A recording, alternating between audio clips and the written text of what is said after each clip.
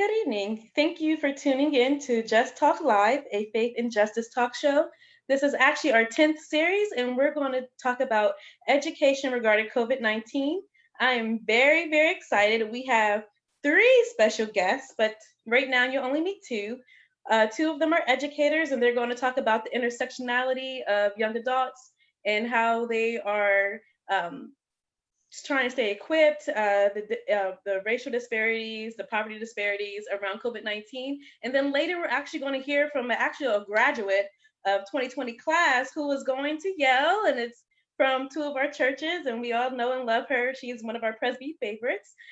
So stay tuned. But before we dive into our show tonight, we're going to ask a brief moments of silence, and I will turn it over to Lee Cato to say more. Yeah, we are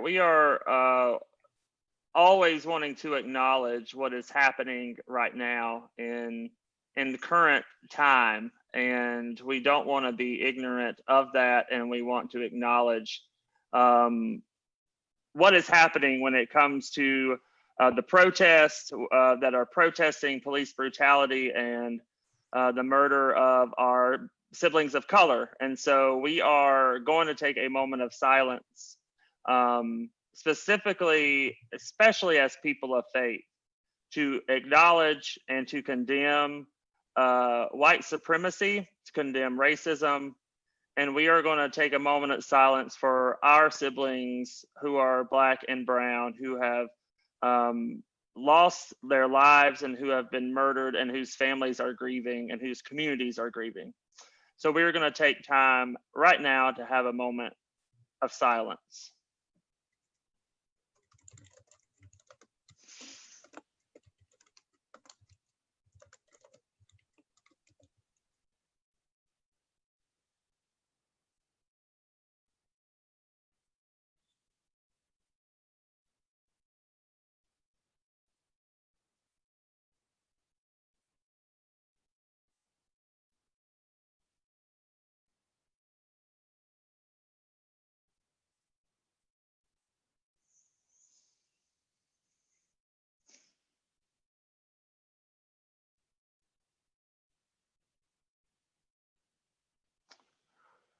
So we say amen, or however you end your reflection and meditation time. But we do want to welcome our guests this evening. Our guests are Beth Olker and Marcus Hong, and we are so delighted that y'all are here with us to talk about education in the midst of COVID-19. The schools and graduations and teaching and all of these things have been so drastically impacted by what is going on. And so we are happy to introduce them this evening. And I am going to invite each of them to kind of tell us a little bit about themselves so we don't get anything wrong. And so Beth, we'll start with you. Right. Hi. Thank you guys for inviting me. I'm very excited to talk about education. My name is Beth. Like Lee said, I work two jobs right now. I am field staff in the Office of Racial Equity and Women's Intercultural Ministries at the Presbyterian Mission Agency. I like to joke with Lee and Destiny that we are the three people with young adults somewhere in our title. I'm specifically in charge of doing young women's leadership development and resourcing from our office. And then I also am currently serving as the interim coordinator of youth ministries at my home church, which is Fort Hill Presbyterian Church in Clemson, South Carolina. I think it's also to introduce myself in a special, I'm also a member of the Educate a Child Roundtable, which is an initiative of the PCUSA. It came out of the General Assembly. They're going to know the number, and I don't have it in my head right now, but several General Assemblies ago. And we specifically were charged with looking at educational advocacy and what the denomination can be doing better. And the two main areas of focus that we had when we started were early childhood education and the access to that, and then the school to prison pipeline, and what the church should and can and must do to make that a thing of the past. So I think it's also important when I introduce myself, I am the child of a public school teacher. I am the grandchild of a college professor and a public school librarian. I'm the great grandchild of a public school educator back when she could only work until she got married, and then she had to stop because they didn't want to distract her from her being married. So education, to say education runs in my blood is, I think, an understatement. And public education. I've been educated by the state of South Carolina and the Presbyterian Church exclusively. And I'm very proud of that work and the work that we're doing to ensure that every child in this country gets a quality education. And one day we'll be able to say that education is a platform where all children get opportunities, instead of what it is now, where the children who already have opportunities keep getting more opportunities, and the children who are born in areas that we have neglected as a nation keep being neglected and keep being pushed down a road that does not take into account the beauty of who God created them to be. Yeah, me and Beth are South Carolinians, so bringing in that South Carolina education into these conversations. And Marcus, tell us a little bit about yourself.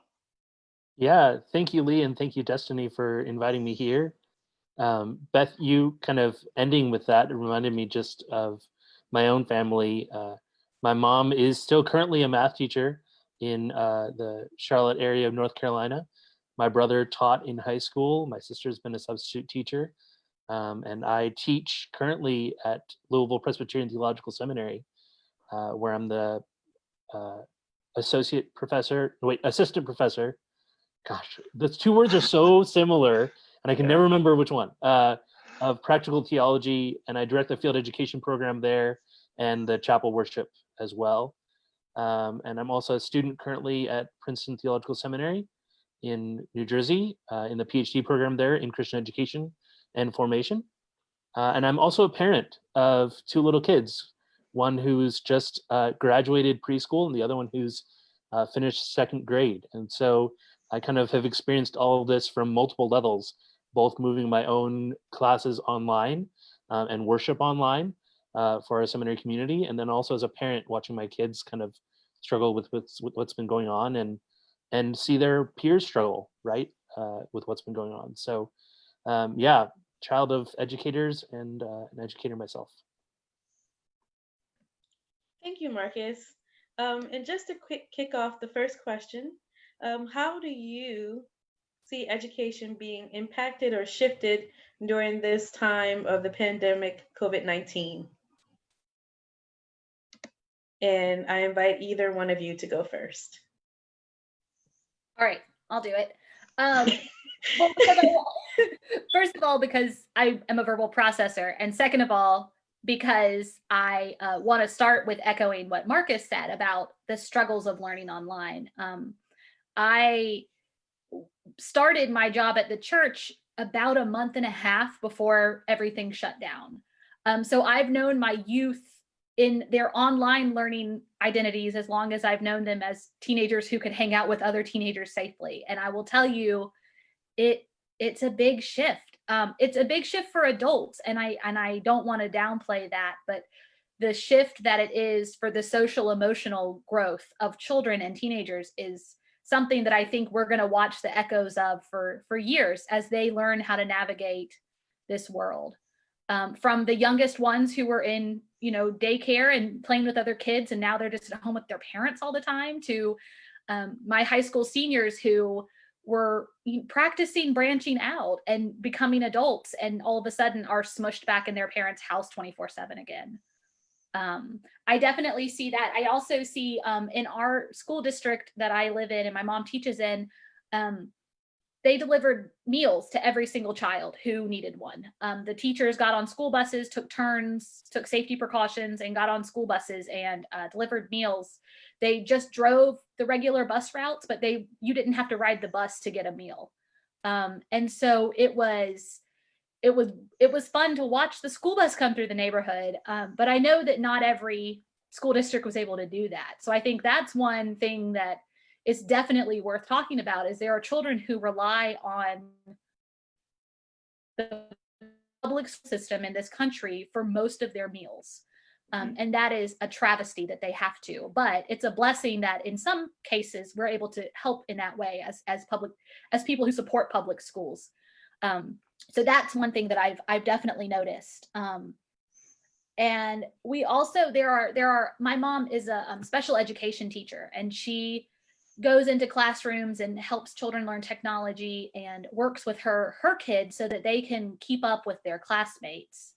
And she can't Zoom into all of their classes at the same time right now because they're all meeting at the same time. So she's having to now rely on her kids to have to tell her what they need, which is a goal that she has for them, but not a goal they're all to yet.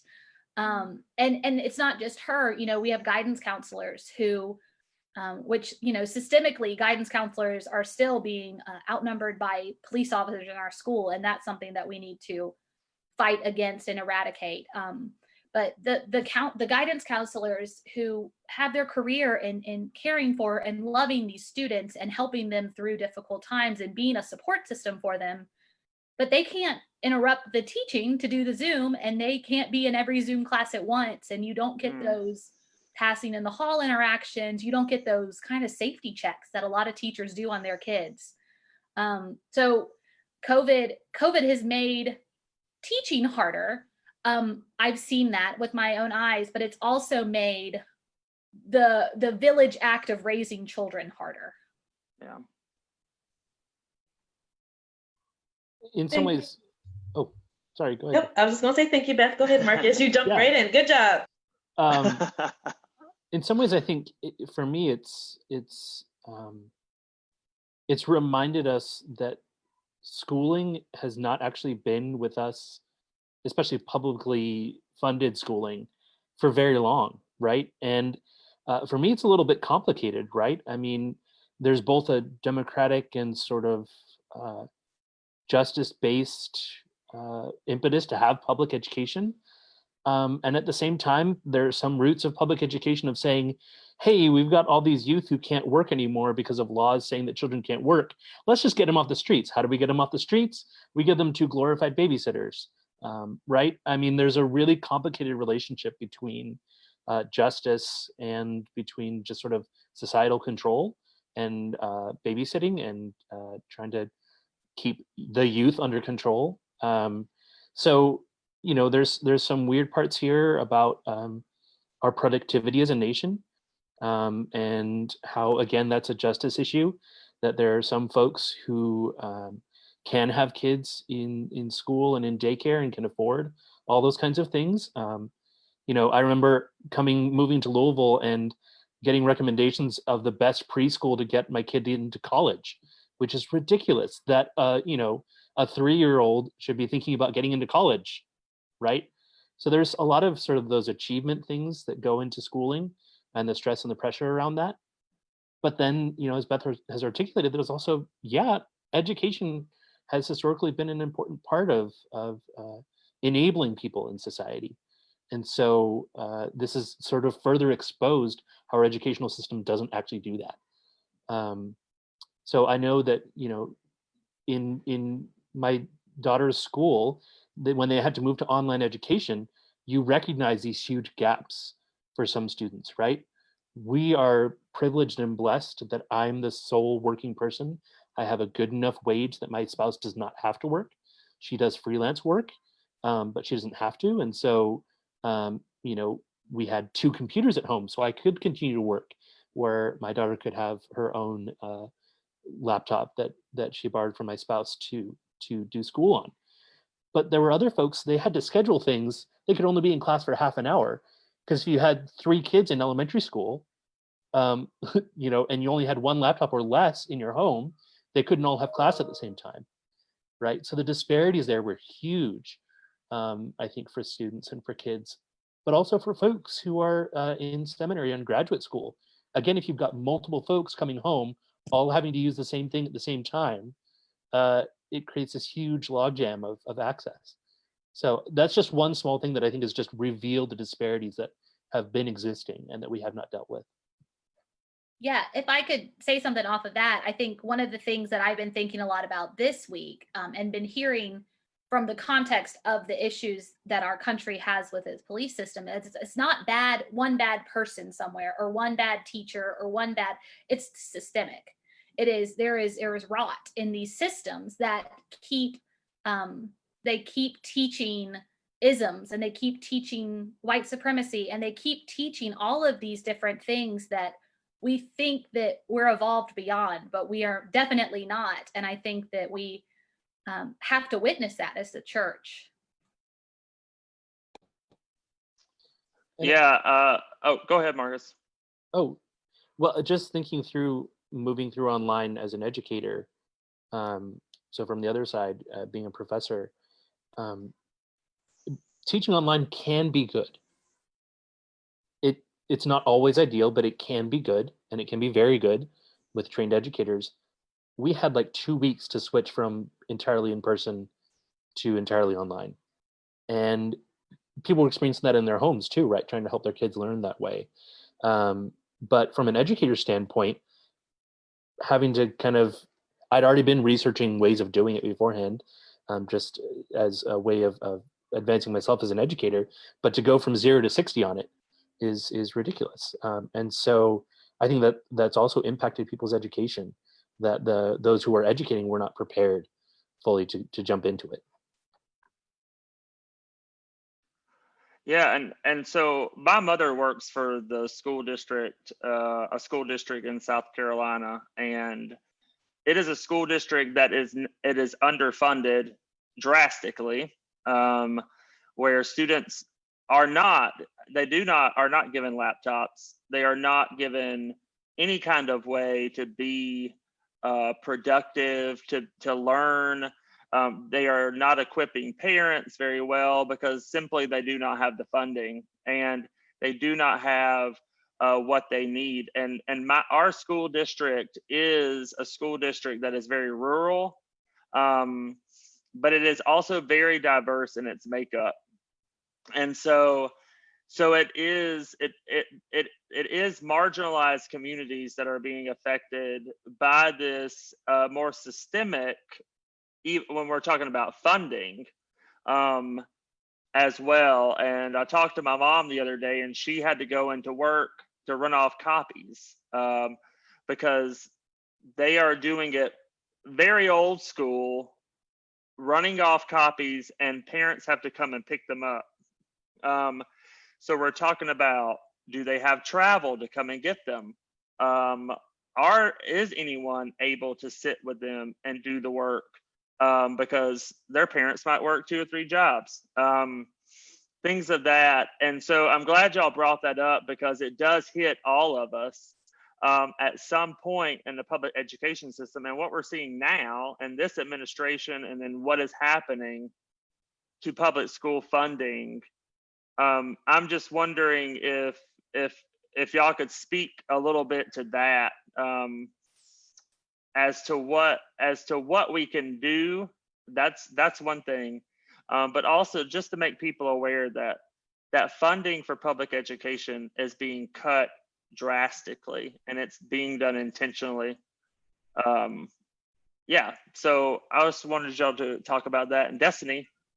Sorry, before we dove into funding for education, I just wanted to piggyback on all of your comments, and also to lift up that in the school district that I was born and raised and went through, and also got a chance to lead as a school board member, there was 92 to 96% students free and reduced lunch. And also we had 26 different languages that was spoken in our schools. And a lot of our students were English as a second language students. So even that barrier, if mom or dad is going to be home to actually help them, assist them with the homework.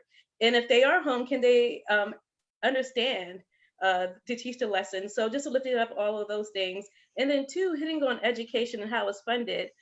When you live in a city like Harrisburg, where it's the capital, and a lot of your revenue can't be taxed because it's state occupied, and then the renter to homeowner ratio is disproportionate, you already aren't starting off with a good base.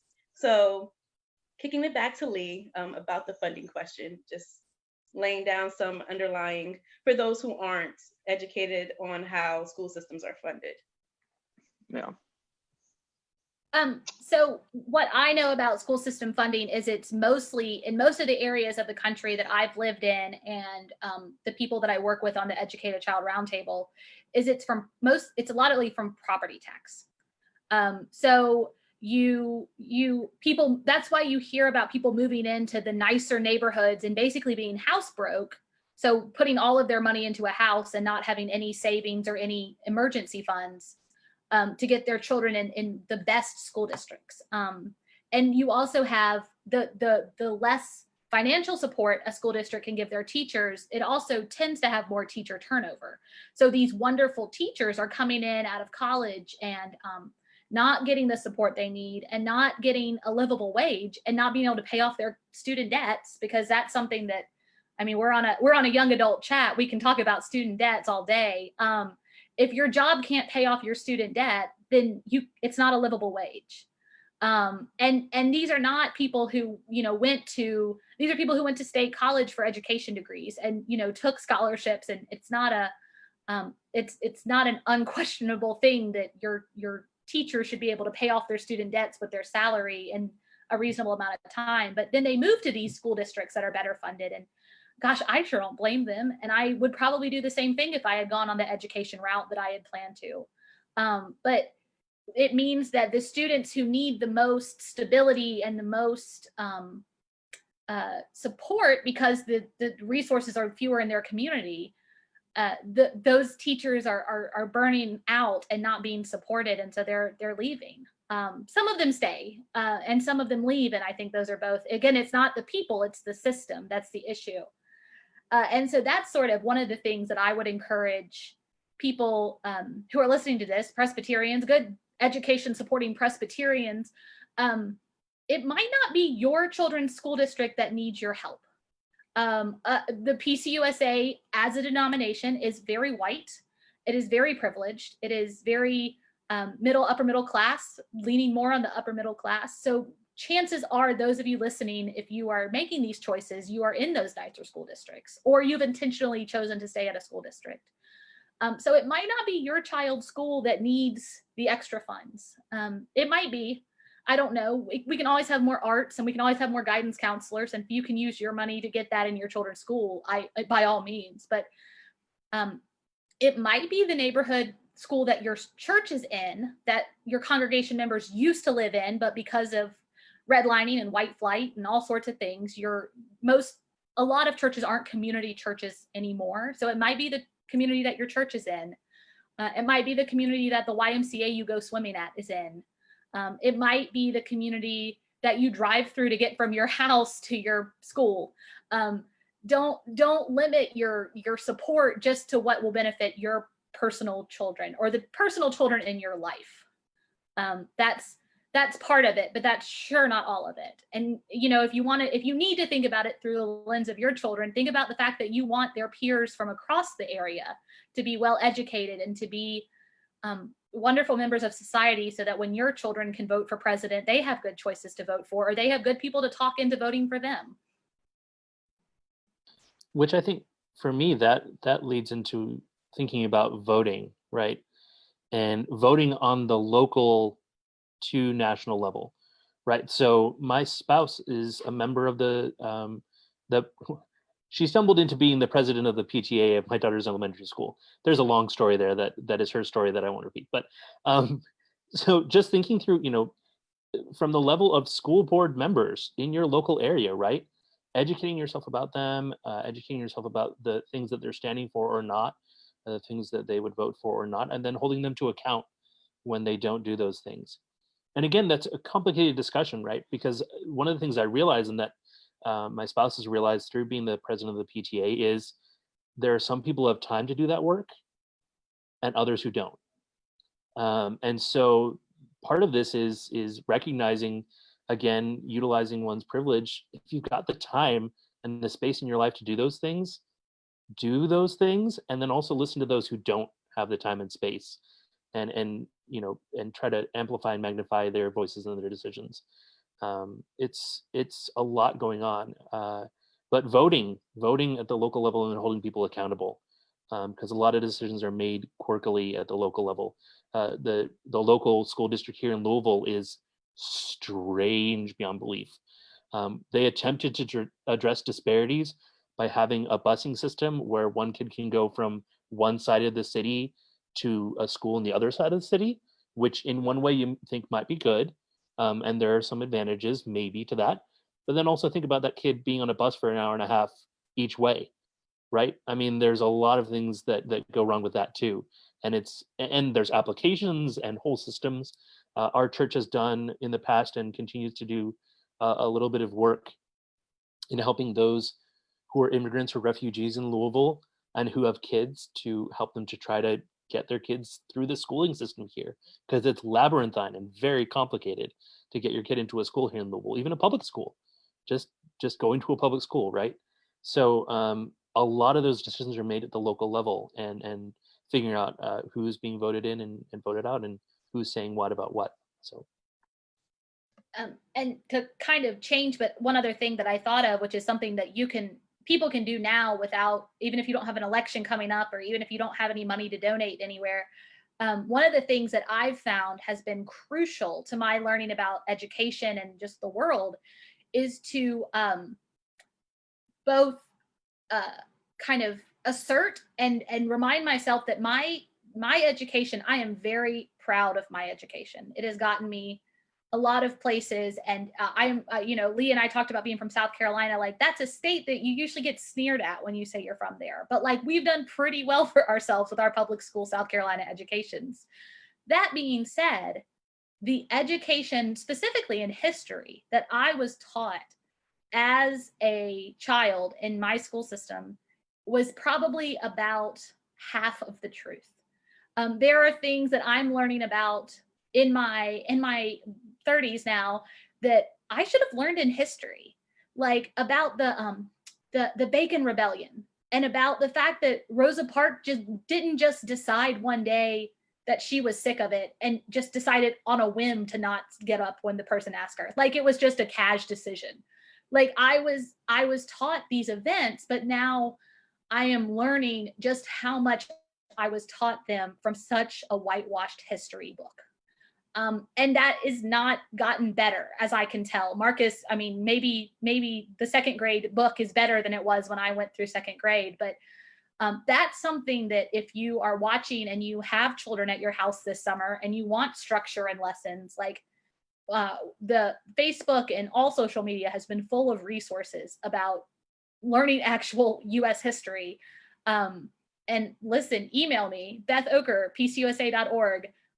I'll help you find resources that are pedagogically appropriate for your children. I think that's so important. And I think that goes back to the root of education and teaching, not about the system of teaching, which is, standards and rating teachers and paying them by student performance in very unfair ways. And it's the real teaching is teaching the stories of especially church education, because all of us on here are church leaders. So it's about teaching the stories of Exodus. It's about teaching the stories of the prophets and putting them into context. I think being able to contextualize things is such a skill that I don't think I knew to know. I didn't know that I didn't know that until I was way into grad school. So I think that that's another thing that can be done right now that would make a much more well-rounded generation of all of us, not just children, but we all need it. Yeah, and just to echo, and everyone who looks at me, and just to echo what Beth said, I was lied to as a child, learning history, like many people were. But also that in itself is intentionality, done on purpose. It has been done for centuries. And I was lucky enough in my seminary education to be able to investigate that, to do research. And the first thing the Confederacy did when they pulled away from the Union was to create their own education curriculums and systems, so they can embed their students and their kids the way in depth into white supremacy, to make sure that is how it happened. And that happens today, and it continues to happen.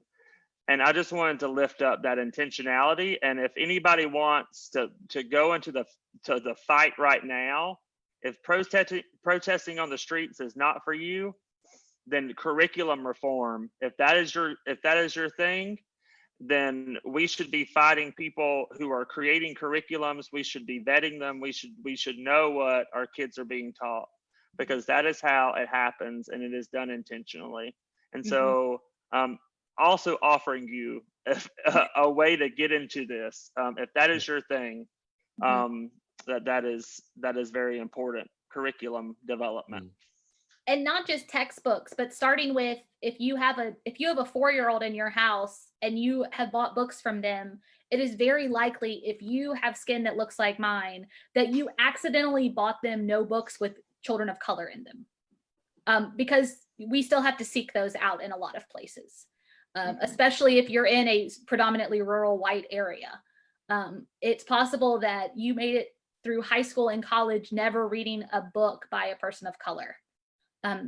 No one can fix that for you except you. But I think that's for me, that is part of our call in education advocacy, that we're not just pushing forward education as is, but we are constantly, to use a very Presbyterian word, reforming it as we go.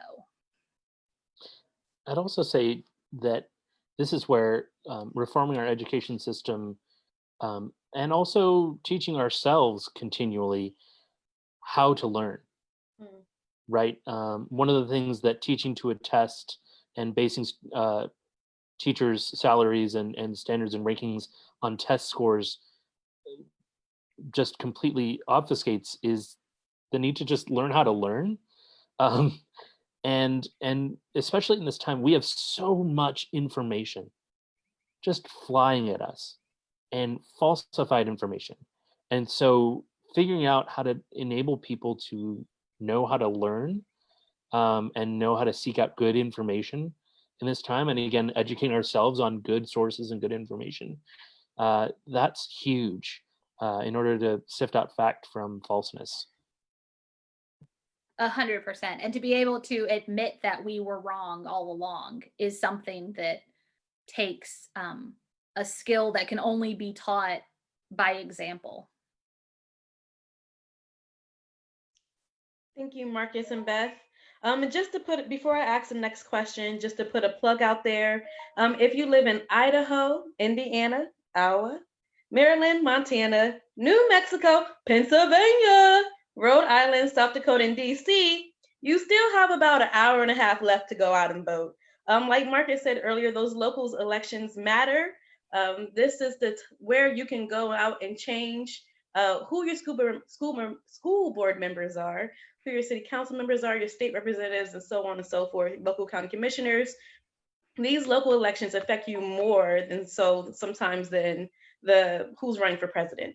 So if you're one of those that just only goes out in November every 4 years, I strongly encourage you to go out and vote tonight. If you're in one of those states. Mask on and get out there.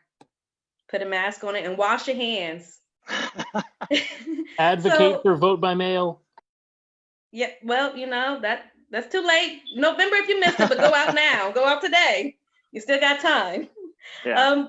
Segueing, a lot of you, and Lee included, mentioned about the harm that our educational system has perpetuated in communities of color and communities who are lower income. And as people as faith, I'm just going to call it as it is. It's a sin. At least that's how I feel, especially being a school board member, post-school board member. It's a sin. And I wanted to hear your opinion about how you feel as people of faith, what our mandate is called to be in education reform and in the lives of shaping young adults and young children to have those aha moments that some of you had to experience when you're older to be properly educated or to fight and put yourselves in the lines for them as regards for education. And I'll ask Marcus to go first, unless you're not ready to go first. How many minutes do we have left of the? Right. Yeah, I mean, I think I don't want to go super like snooty about it, so I'm going to try to base it in the most basic thing I can think of, which is we're called to love God with all of who we are. And that means, regardless of whatever intellectual or physical capabilities we have, to utilize those to know, understand God and others, because we also love God through loving our neighbor. And so part of me says that at the very root of education is a call to get to know others, to get to know God, to get to know ourselves better, to get to know this world better, to understand nature and to understand beauty. But also, if we're loving God and loving others and loving ourselves, there's a whole lot packed into there about understanding history, as Lee and Beth have already pointed out, and New Destiny as well, right?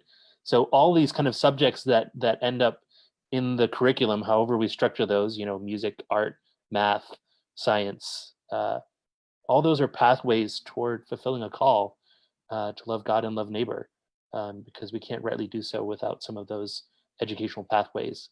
And that's where, I think it is important for me to think about, again, the history that these educational systems we currently have not always existed, and therefore can also change in the future. And also thinking about the different ways that people across the world and even in our own country educate themselves, right? That beyond systems that are in place, there are people that are educating themselves about things, and have taught themselves how to learn. And so I think it's just important to create as much access as possible for people in that. And again, that for me is an issue of faith, to enable us all to live wholly into who we are called to be. Absolutely. I want to, I absolutely. And I think one of the things that an educated child we talk about a lot is we make some promises when we baptize children.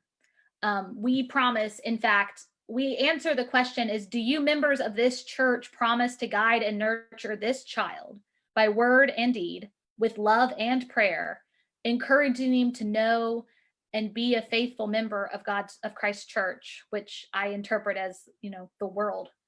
And we, the leaders of our round table, the men and women who have been in this work for a long time, mostly women, but men and women who have been in this work of education advocacy, they often remind me to ask the question, if we're not going to work on education, then what right do we have to baptize children? What right do we have to bring these children into our assumed family of a family of faith and make these promises to guide and to nurture by using our words and our deeds with love and prayer, if we're then going to abandon them when they walk into the school building? I am not in any way advocating that we need to bombard the school with churchiness, but I am saying that the promises we make and the promises I make when I make a promise at someone's baptism is not just for that child, but it's for all of the children that child plays with. That's why in my home church, we invite the children to come up the front and to also make promises to the newly baptized child, to be their friend and to be their community. And if we can't be their community and support their education, then I think we're lying to ourselves if we think we're supporting them and honoring them and loving them and praying for them by word and deed in other parts of their lives too.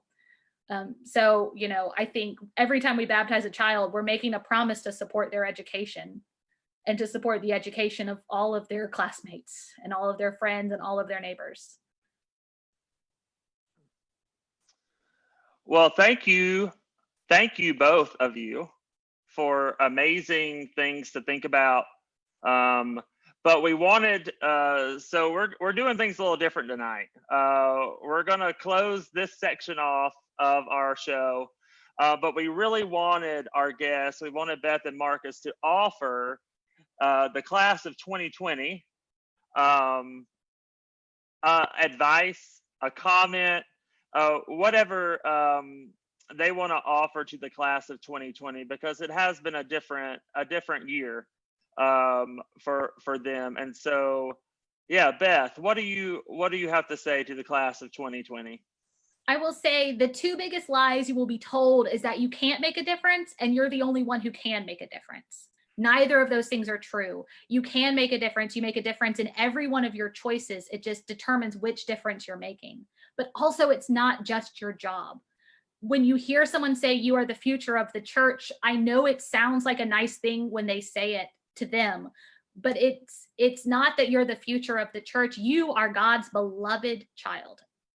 And so if you don't change the world, that's okay too. Or if you change the world in ways that you don't understand and you don't see for generations, that's okay too. Just keep up with each other and hold each other tight as safely as possible from 6 feet away at this time, because you're your best support system. But we're here for you. Awesome. Marcus? Yeah, I think I'd offer similar words in slightly different ways. Maybe you are enough. We live in a society that bases people off of productivity, and that's not the gospel. You are enough. Before you were born, the worst mistake you could make or your greatest achievement, God loves you. And hold on to that. Try to do all that you can to love others and love God and love yourself. And yeah, especially, there are so many, even before all of this happened, we've been experiencing across much of society and across the world, epidemics of loneliness, right?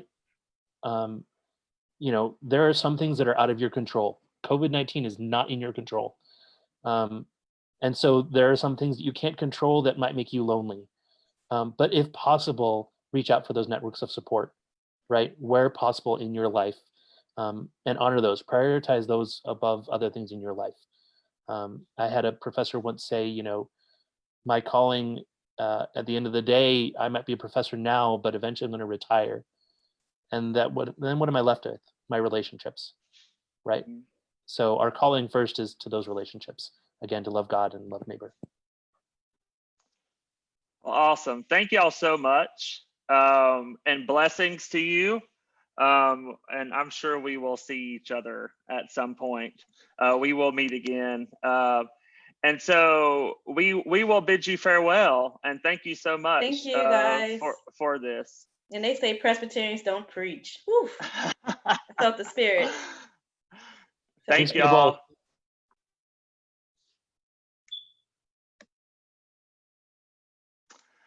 And so now, something a little different. We are going to be welcoming, and let's bring her in here. We are going to be welcoming someone who I know from my work in Nashville with campus ministry, Amber, and she is a part of UKirk Nashville, which I got the blessing to be a part of. And Amber, we'll let you introduce yourself and tell us a little about. Amber, by the way, is a musician. We're going to have a musical guest this evening, and hopefully this will be the trend in the future. But yeah, Amber, introduce yourself, and we'll let you take it away. Yeah, so my name's Amber. I was the president of Belmont UKirk in Nashville. I just graduated in May with a social entrepreneurship degree and a minor in Christian leadership. So, yeah, I mean, I've been playing music for a while. I worked at camps and I did worship music, and my home church, I did a lot of writing for services. And this is a song that I wrote for UKirk specifically, kind of just about the importance of communities, and especially religious communities. Take it away. All right.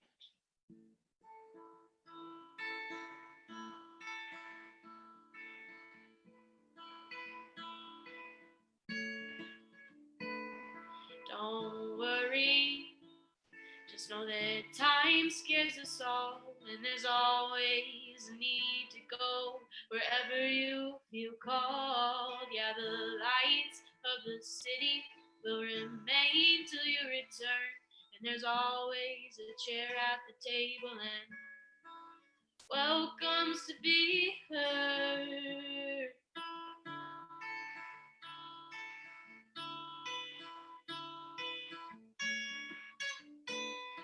Oh, don't forget where you came from, and don't forget where you've been. Step out into the sunlight, feel the warmth on your skin. Tomorrow is coming, and it's holding your hand. Just let it be now. You don't have to understand.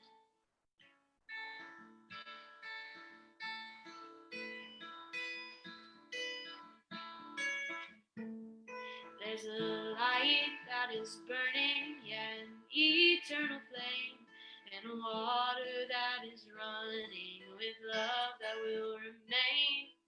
Take to the wind and see where you may go. Let this earth keep you grounded. This place is your home.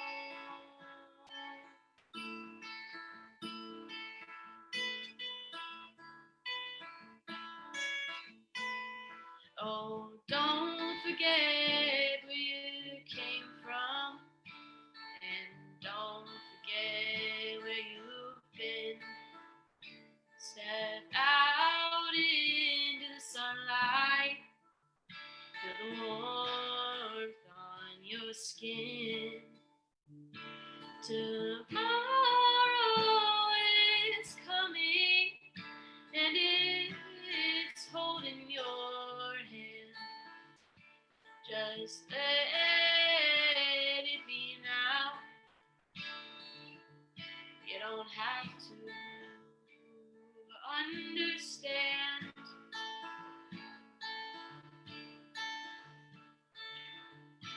Rejoice in the newness and embrace all the unknown.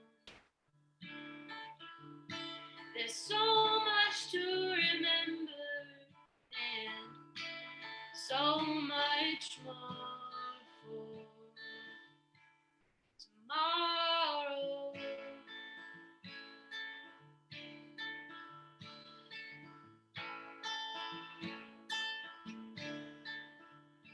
Oh, don't forget where you came from, and don't forget where you've been. Step out into the sunlight, feel the warmth on your skin. Tomorrow is coming, and it's holding your hand. Just let it be now. You don't have to understand. You never have to understand.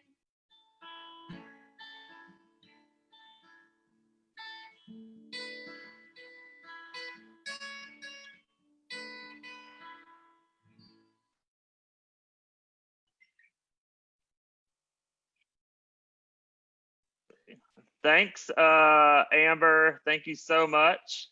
That was wonderful. We will remember always hearing that song at UKirk. So thank you so much, and thank you for being our guest. Thank you for having me. Yeah. So we will see you soon. We will meet again. Absolutely. See you soon. Thank you. Thank you. Nice meeting you.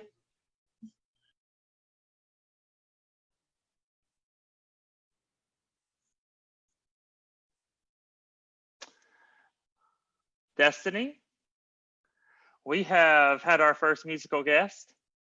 I know, that was pretty cool. I didn't know how the transition was going to go, but it looked like it worked. You got it. Yeah. Lee, I'm just giving a shout out to Lee. Lee is a tech genius. You know, I'm just the beauty, but he's the brains. Okay. And now we are going to welcome our third guest. And I will invite Destiny to introduce our third guest this evening. Okay.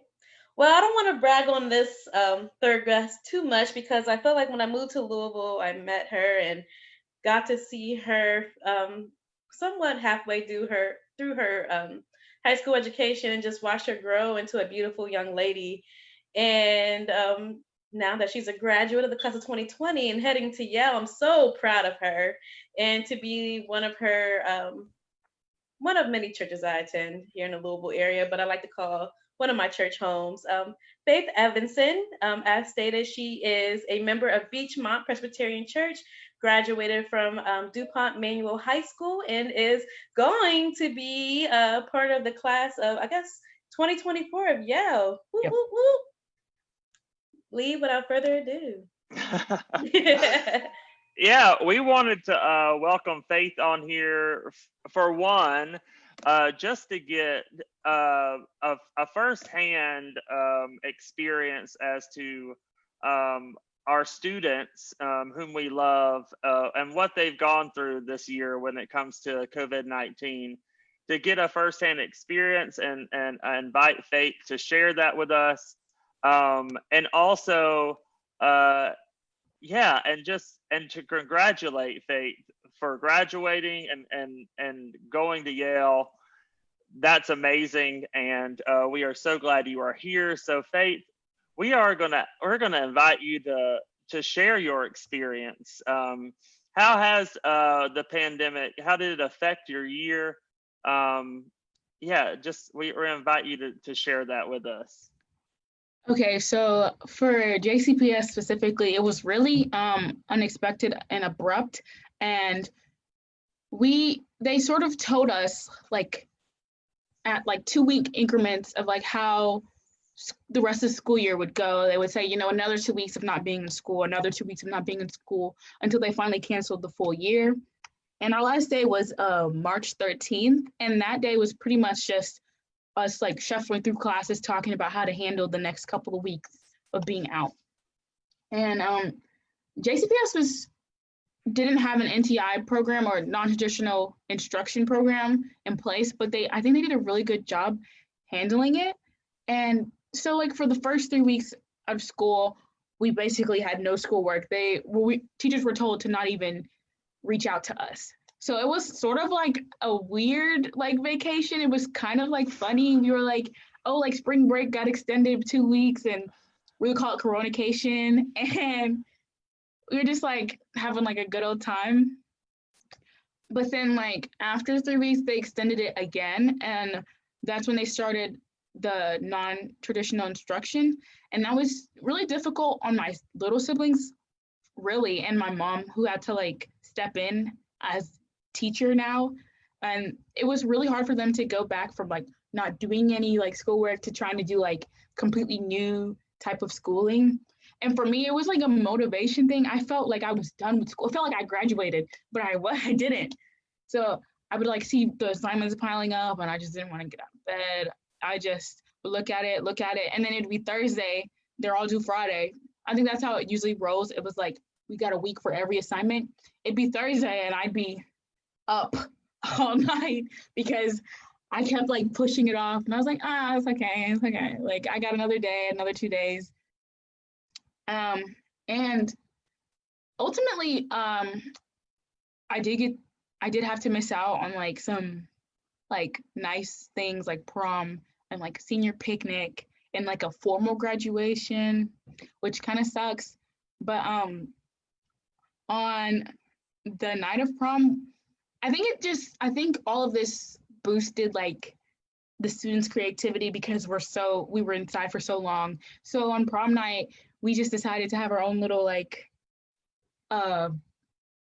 kickback or like whatever. It was in the school parking lot, and we all wore a mask and we were playing cornhole, and we took pictures on top of like the school sign. It was really nice, and I was like, you know what? I think I'd like that better than prom, because prom is just like really expensive dance.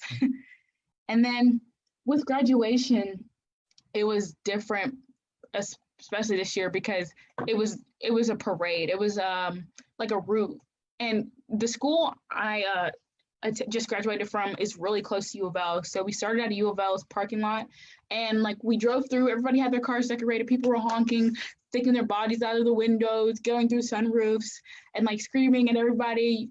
And we got to see like all of our classmates, and it was really exciting, and it was a whole route. And we picked up our caps and our gowns. We took more pictures. The Courier Journal was there. I actually got into one of their online publications. I was so happy. And like I got home and I was like, dang, like I didn't get a graduation, but then like it was so fun. I was like, would I rather have sat down for 3 hours and listen to people talk and read names, or like ride around in the car screaming my head off? I don't know. I had more fun at the car parade. I didn't feel like I missed out that much. And yeah, like quarantine really hasn't been fun, but like for everything that I'm missing out on, I feel like something else has replaced it. Something better, something different has replaced it. And that's pretty much all I got. Awesome. So, Leslie, you had a question to go. Okay, I'll go. So I'm just curious, Faith, like what made you decide to still go off to college next year? I know a lot of students are debating if it's the right time to go or if they should take a gap year. Can you give us a little insight on what was the decision to make you go and commit to Yale? Okay. So I committed to Yale before any of this started, and I just committed to Yale because it was a great school. I love the environment. I love the like nurturing nature of the school. It's not, even though it's an Ivy, it's not really competitive. And I love just a lot of the resources there and a lot of the architecture of Yale. But I decided not to take a gap year because at Yale, they want their students to come as quick as possible. So you have to apply for a gap year. And I didn't really have any plans on doing anything between after high school and between college. I just sort of had the plan to go straight through. So I decided I'm not gonna even waste like time applying, especially when I know like I wasn't really committed to doing a gap year, especially when other kids who applied even before the possibility of having online school was out there. So yeah, that's pretty much the reason why I decided I'm just still gonna go on campus. And I just want to go on campus as quick as possible and get acquainted with it, because I haven't actually done a tour because it's so far away. But I've only done like online tours, and I've only done like phone tours or like conferences. I've never actually like stepped on campus. So I was like, I need to get on campus as soon as possible.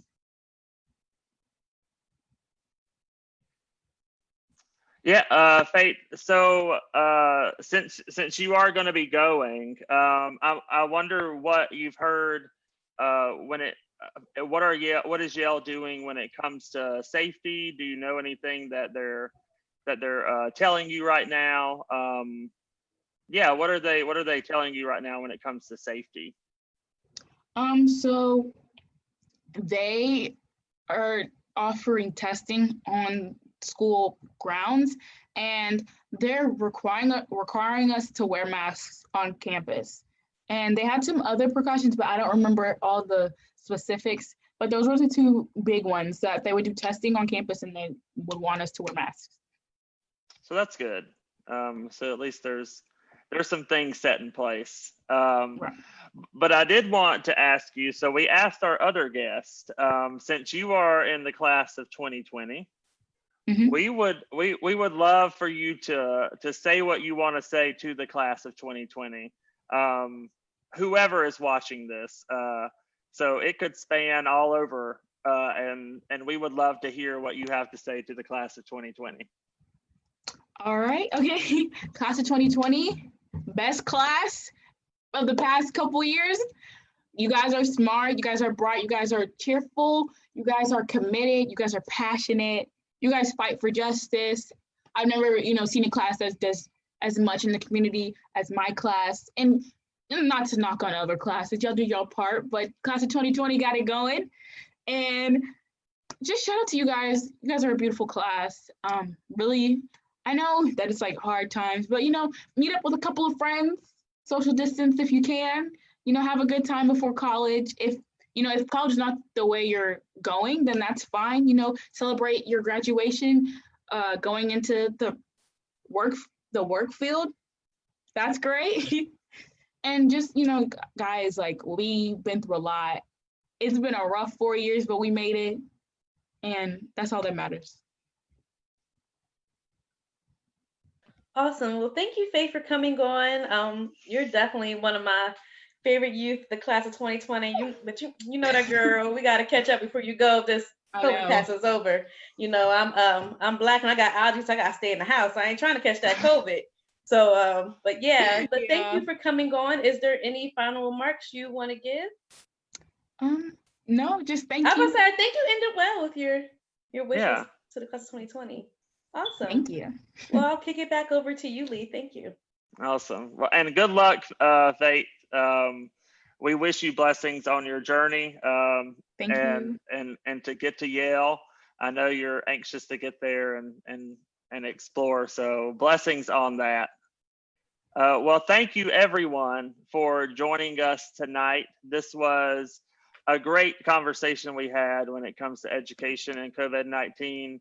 To hear music from college students and to hear the experience from a high school graduate is a true blessing tonight. And so, Destiny, I bid you great thanks as always. And did you have any closing remarks that you want to say? Let me see. I guess since we asked everyone else about blessings to the class of 2020, I just want to echo basically everything that all of our guests said tonight. You are enough. You are the class of social justice, and I think you all are going to be those bridge builders between all the other generations to hold us together and make us that glue. Even though the grade 08 is the best class, without a doubt. But I'll give y'all credit where credit is due. And just to remember, just my Bible verse, and things are looking shaky, Jeremiah 29:11.